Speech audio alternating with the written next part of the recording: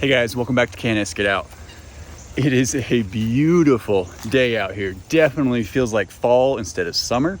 I think it's just about 70 degrees, 10 to 15 mile an hour wind. Whew. This is a very welcomed break in the heat wave that we've had for the past, well, couple months realistically. But today, you're gonna do some morning chores with me. And because we have the 3 different generations of guineas, they each require a little bit of different attention. Now, 2 of my adults are down here. And if you guys haven't been with us a while, the adult guineas that we have 5. We started with 11 about 1 year and 3 months ago. And we also had the 3 turkeys that we raised with them, 2 white meat birds and 1 bronze breasted. Well, she was a meat bird technically, but Christina was her name. She was awesome. But the first 11 guineas we raised with those turkeys in the brooder, in the run. I just scared a deer off and he just scared me a little bit.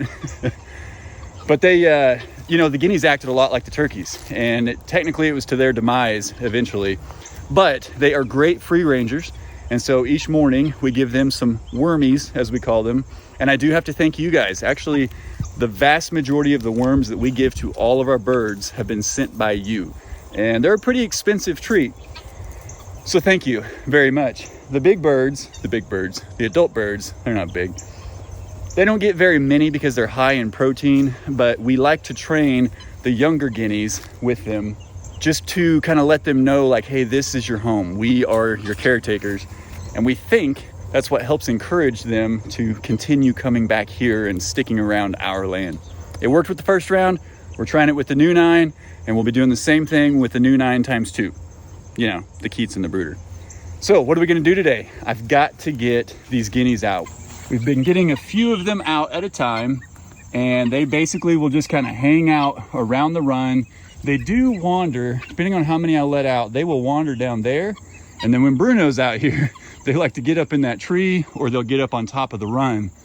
But it's just a good way to teach them how to free range. You keep some inside, you let some out, and then that way, close to dusk or nighttime, they will come back and we can herd them in the run. And that's exactly what we do. The hard part is only getting so many of them out and leaving some in. So the adult bird's gonna get some worms. I'm gonna try to do that over there so they're not over here to mess with this. I don't have Bruno out yet. We'll talk more about that because we are still training him with the guineas. All right, let's get some birds out. The goats didn't know I was up here. They were down grazing in Goatville. But Mr. Hercules knows I'm here, so I'm sure they will be up before too long. He's such a good boy. Okay, so the trick here is worms. They know they get worms every time we come over, especially with the orange bucket. In fact, the adults, they were literally just off in the woods. I heard them a long ways up the hill, and here they are. So they haven't had their worms yet. They're gonna come down here for sure, but I'll try to toss theirs that direction. All right, who's coming out today, guys? This is our fancy doorstop. You can get these at, anywhere on my land. We got a million of them. Come on, birds. Put some by the door, and then while they're close, and yes, I do spook them, I let them see that I'm just throwing them right outside the door.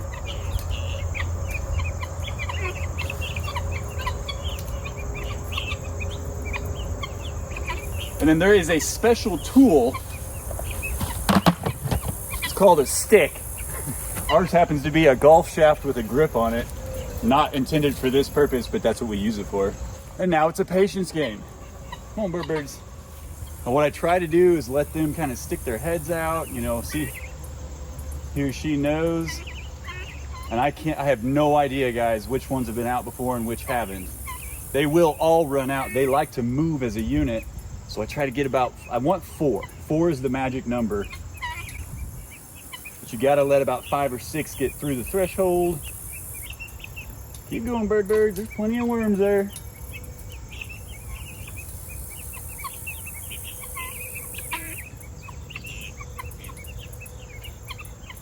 I would love to be able to get in behind them, but if I enter the run, they will go to the very back of it. There you go. Come on out. Now see, here's the problem. 4 are out right now. But look how close those 2 right behind them are.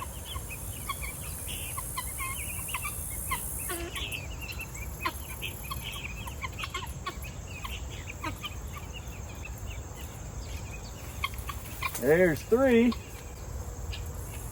So it's just all about timing. You gotta try to kind of spook them and split them. So maybe we're just gonna have 3 out today. They will follow each other around. They will come back to the door, especially with more worms.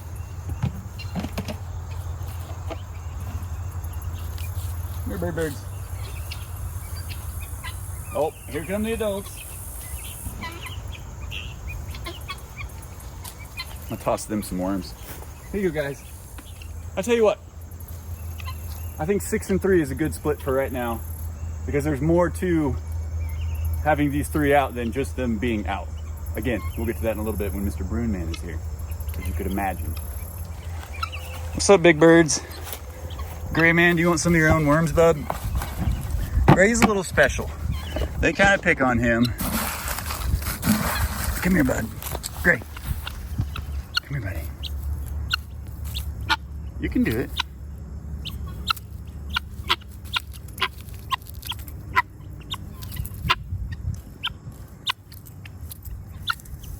He's the only one that can do that. These guys have yet to do it.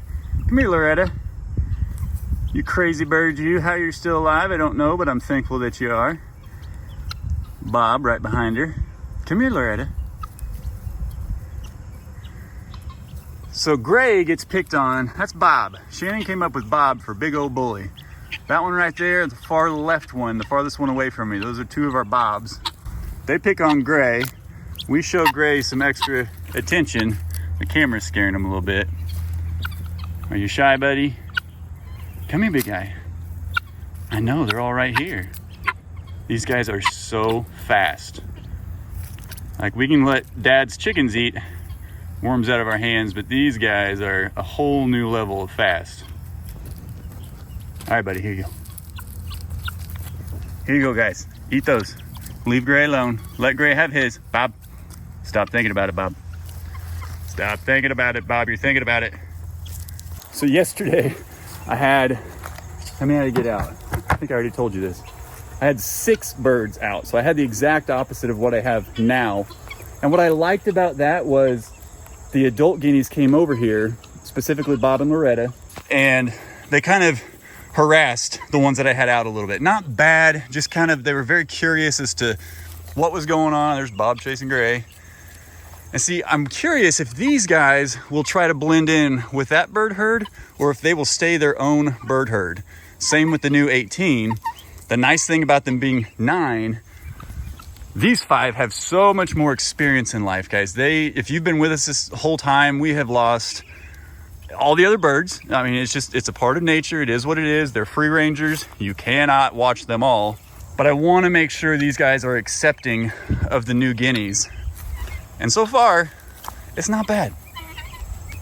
I don't know. You've heard of the crazy chicken people, crazy chicken lady, crazy chicken gal. We're the crazy guinea people, and I'm okay with that. We're having a lot of fun with it, and the primary reason we have them is for insect control. In fact, the adult birds, we don't leave feed out for them. They have no feed until winter season, but they will forage on some of the grasses that are out here, and especially the ticks and insects and things.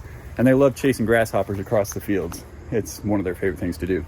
So that is ultimately, you know, with all 32 of these, if we can keep them all alive till next season, we will not have any feed out for them, depending on how run trained they are. If they continue to come back to the run, I don't see them doing that. Once they learn to roost in trees, they pretty much just roost in trees. But if they continue coming back, we'll leave feed out for them. Or Shannon likes to go behind my back and give them feed. I like to play hardball and make them do their jobs. But either way, I mean, they're walking up right behind me right now. These guys are like pet bird stuff. We love them all. We do our best to keep them safe, but sometimes you just can't help it. Now, speaking of birds, check these guys out. I do have to keep the heat lamp on because we got down to 60 degrees last night.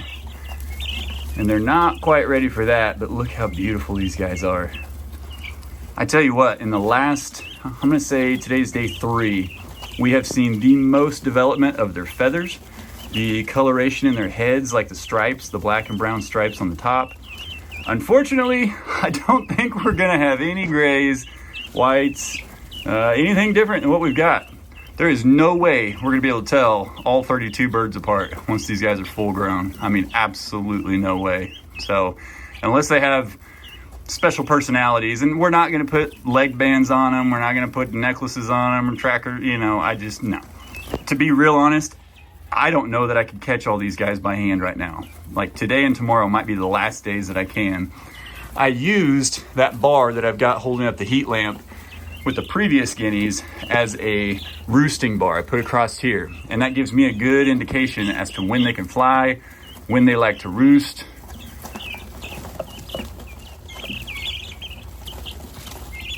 Yeah, but when I come and kneel down like this, you know, I gotta change out their feed and their water. The problem is, guys, this brooder design, I just threw this thing together literally the day that I bought the guineas and the turkeys, and it was just all the scrap wood I had laying around.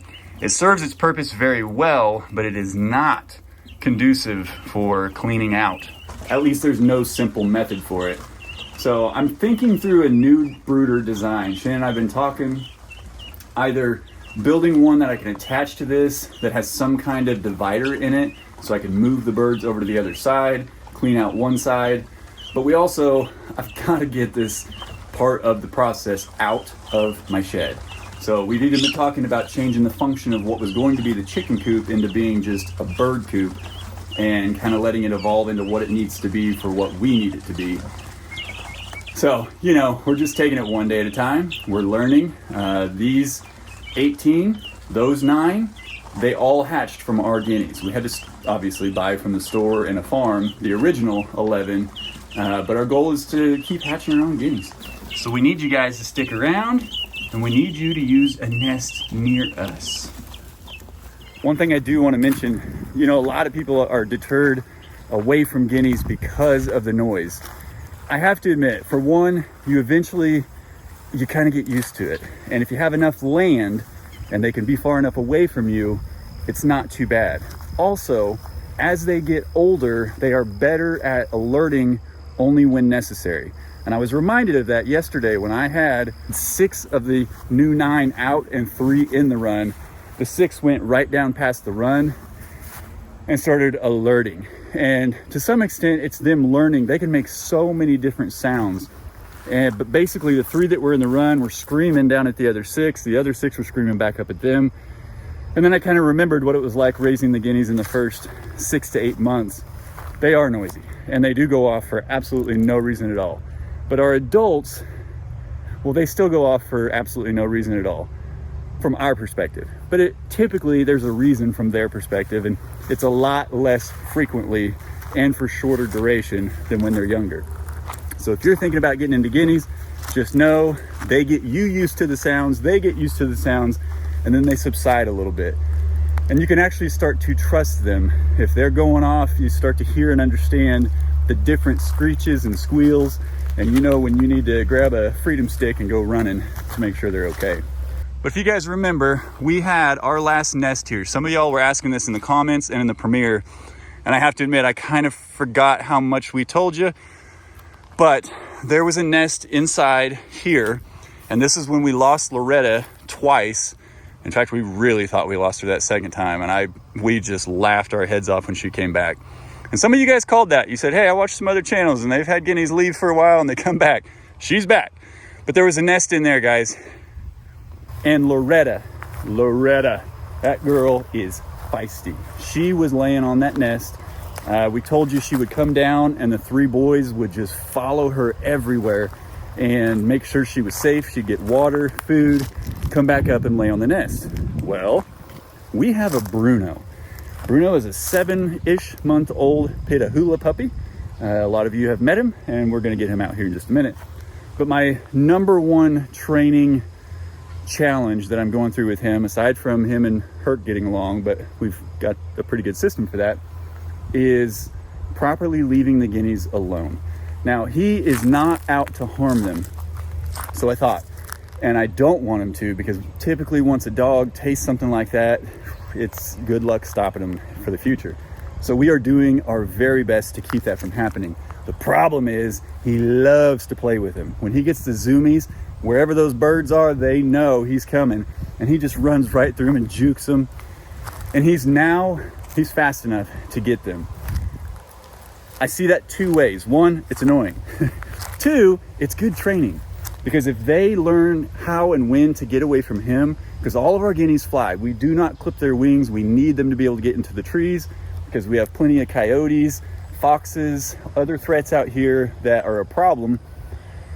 And if they can learn to get away from Bruno, I'm 100% sure they can get away from anything else that comes, unless they're just sitting on a nest and try to fight back. And the reason I say that is because Bruno came over to the nest while Loretta was on it. And I wish I had my camera out. It was the craziest event. So one of the times that I had Bruno out and Loretta had come off the nest and went down the hill to get her drink and everything, and they were watching me and Bruno. And it's like Bruno knew she wasn't on that nest, and he starts coming up here. All four of those birds start following us, and I'm following him. And I'm kind of talking to him like, hey, leave that nest alone, leave it. And he's like, I'm on a mission. That bird's not on it, I'm checking it out. So he gets all the way up here about where I am right now, and those birds booked it up this direction. Loretta straight attacked him, went flying at him and got him in the jowl. And immediately the look on his face changed to like, you're gonna die. Ears up, ears back. I mean, he's like, what just happened? I am yelling at the top of my lungs. I think anybody within a 5-mile radius could hear me. I'm yelling at him, trying to get him to make eye contact. I'm using his name. I'm saying, leave it. No, don't attack that bird. But at the same time, I do want him to protect himself. So I'm kind of having this like moral dilemma, but I don't want him to eat a bird. And we need our livestock to get along. Everybody's got to get along. So I'm yelling incessantly. And I'm thinking like Loretta took her shot. Now she's going to go get on the nest. No, she stands back like those birds you see on planet Earth, you know, that are like dancing and like, oh, you know, trying to lure their mate in. She's doing that number to Bruno, like saying, bring it, buddy. The look on his face, I can't imagine the thoughts going through his head. He's a good boy. He's very obedient. He listens to every word I say, but whether or not he responds and reacts properly, he's still a 7-month-old puppy. She attacked him 2 more times. Fortunately, I was able to get him to reluctantly come back over to me. So I'm standing about right over there. He's getting attacked over here. The boys are all right there with her, but Loretta is taking it upon herself to fight this dog.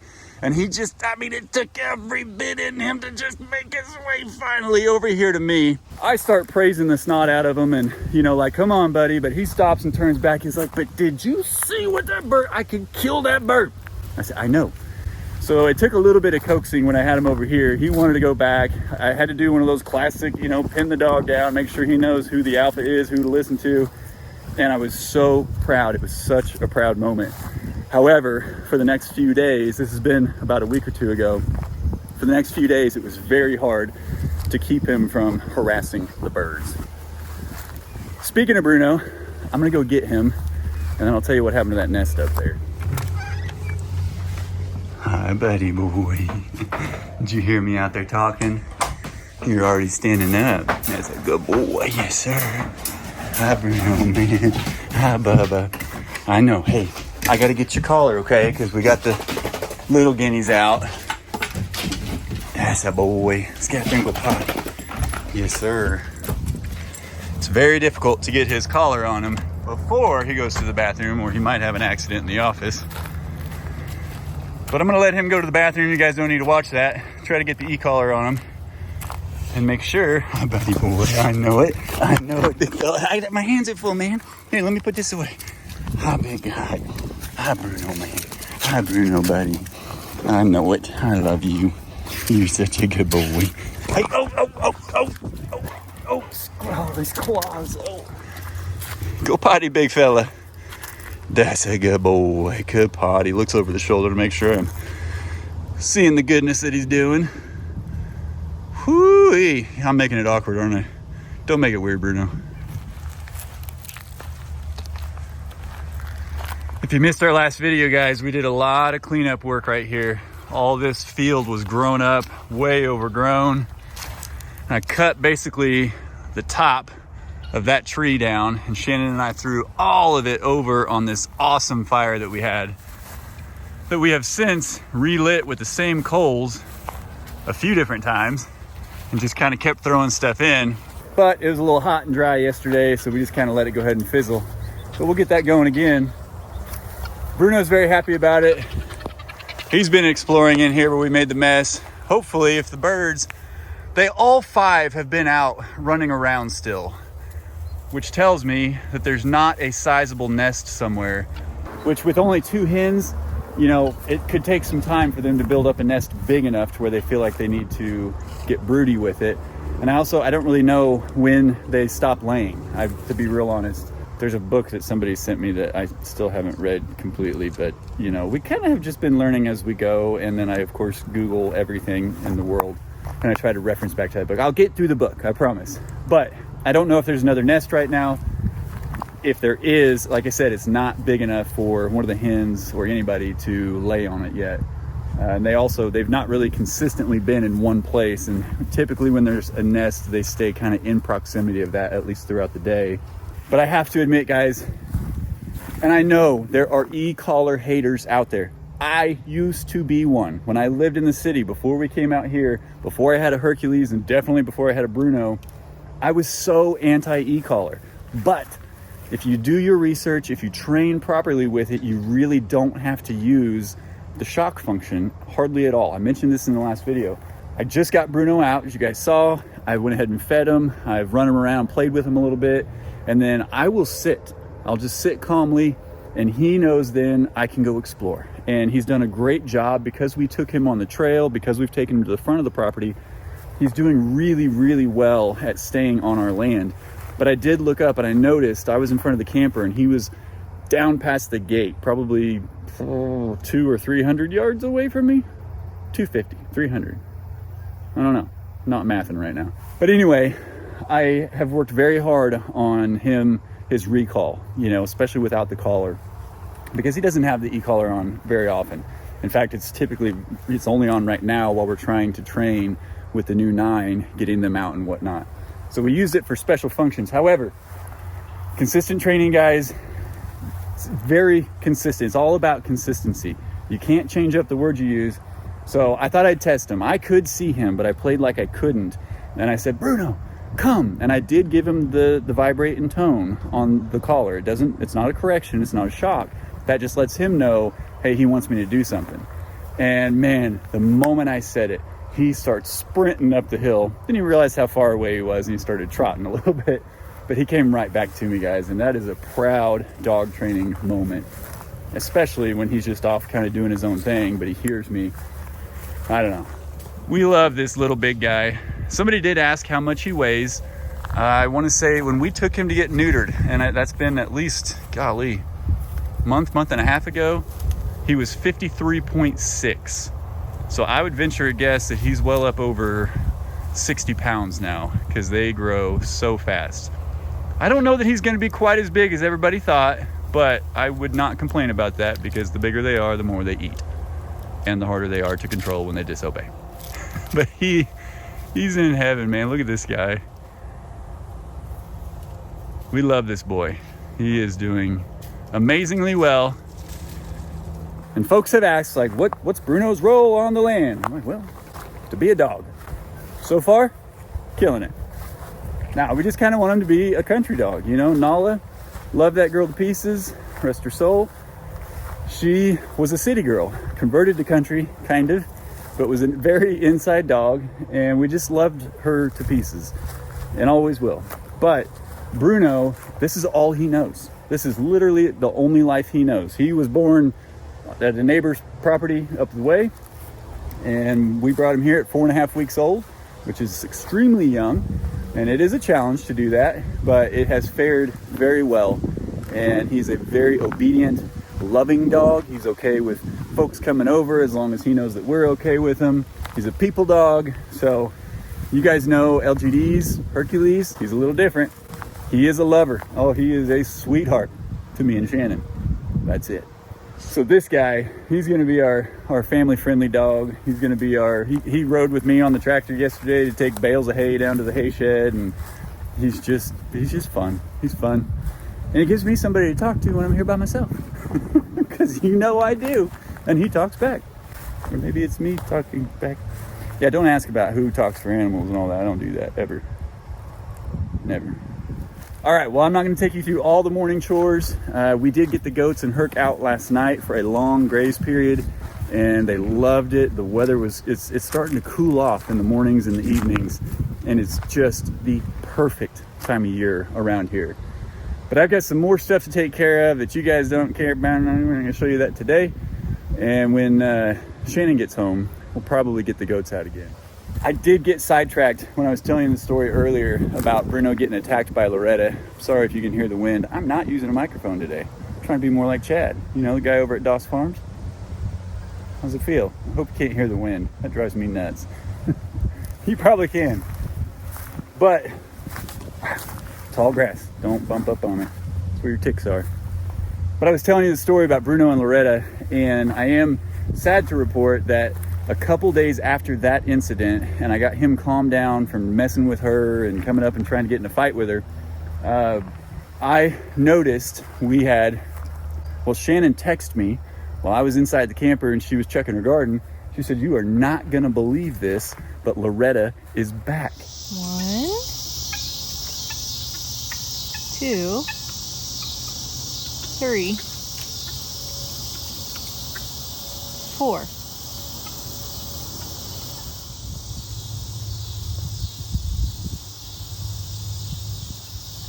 So we thought we only had 4 birds.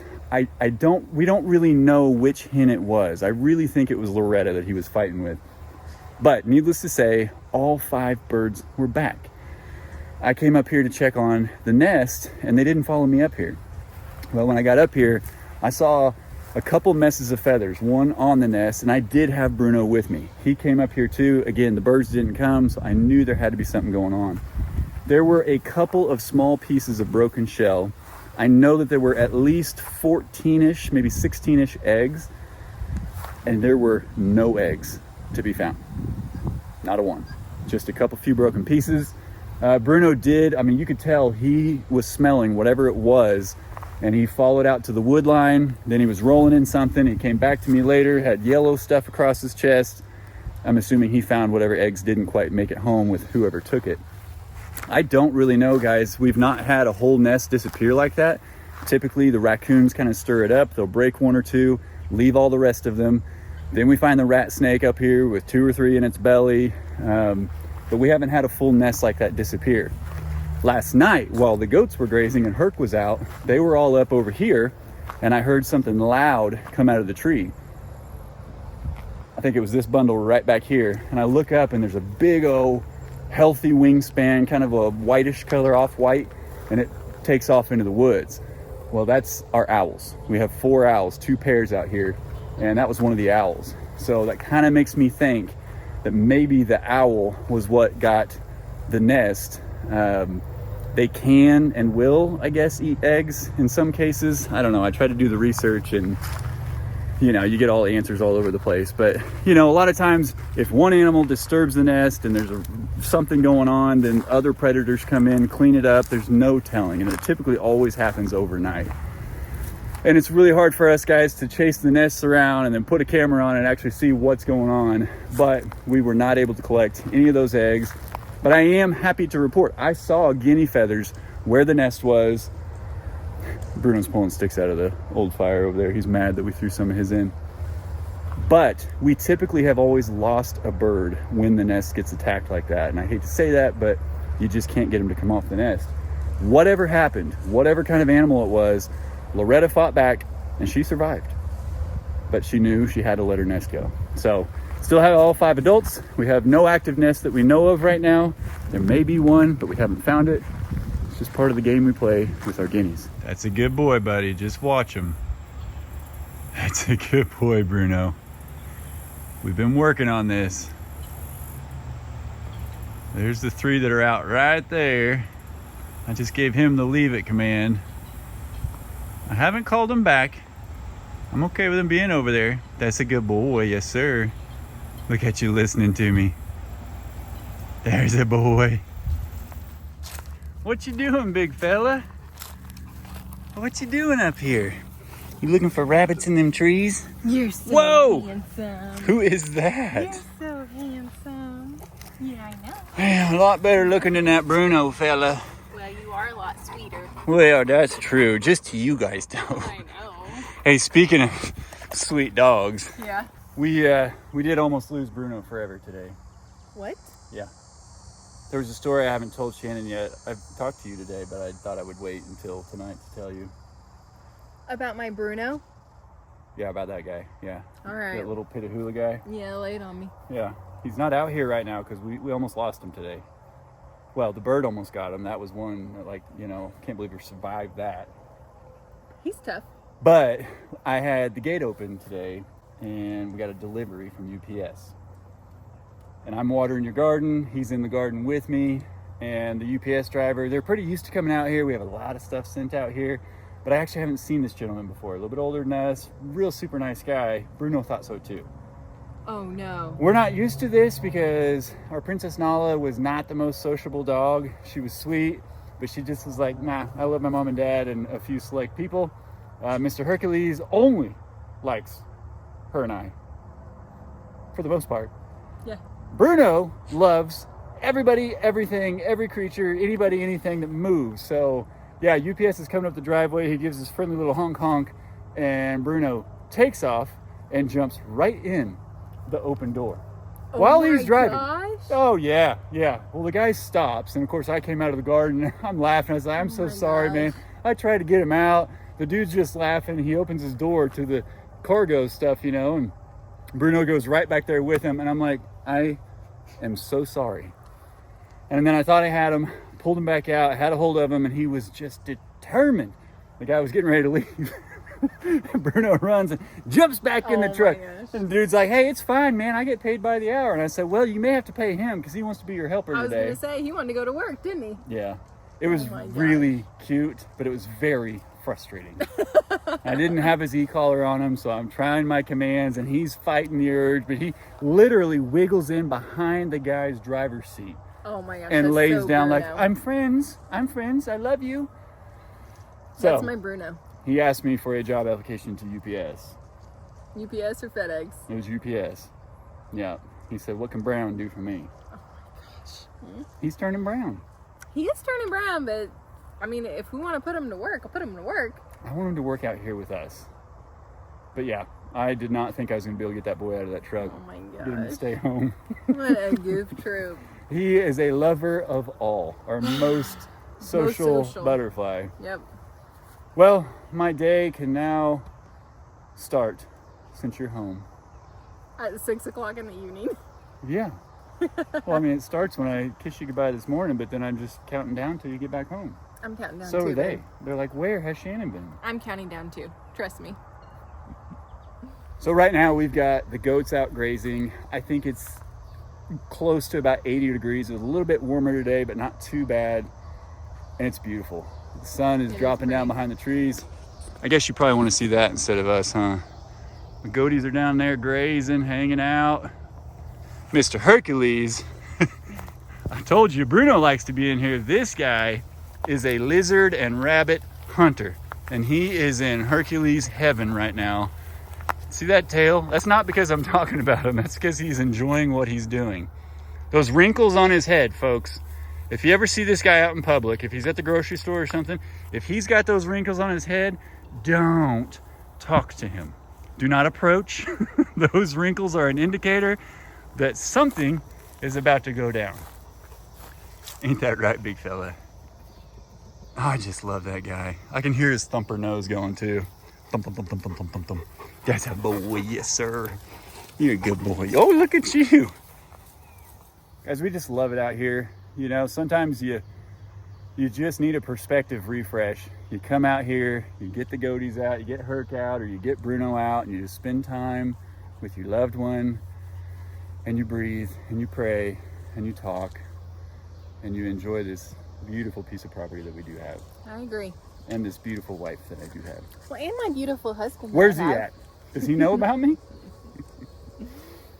Well, guys, we're going to keep you posted on the birds. We're making great progress. The skies are blue. We're going to enjoy this beautiful evening.